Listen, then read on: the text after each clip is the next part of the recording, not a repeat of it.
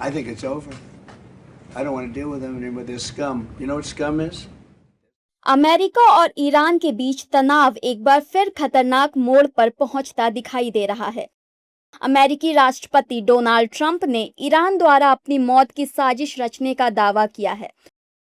उन्होंने चेतावनी दी है कि अगर ईरान ने उनकी हत्या की कोशिश की तो अमेरिका ऐसा हमला करेगा जैसा पहले कभी नहीं देखा होगा।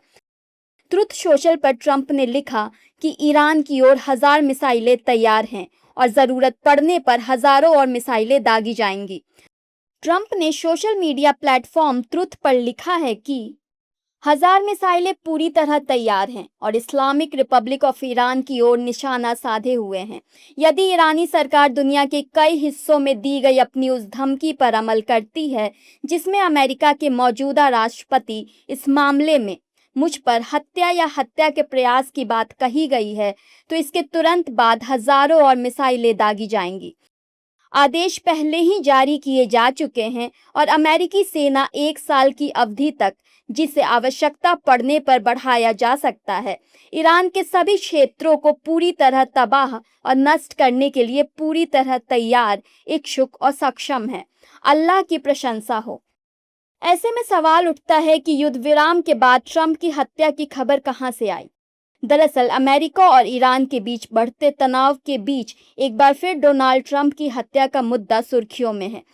इसकी शुरुआत तब हुई जब मीडिया रिपोर्ट में दावा किया गया कि इजराइल ने अमेरिका को खुफिया अलर्ट दिया है कि ईरान ट्रंप की हत्या की नई साजिश बना रहा है। हालांकि अमेरिकी अधिकारियों ने कहा कि इस इनपुट की पुष्टि नहीं हुई है। इसके बाद ट्रंप ने कई बार कहा कि वह ईरान की हिट लिस्ट में सबसे ऊपर हैं।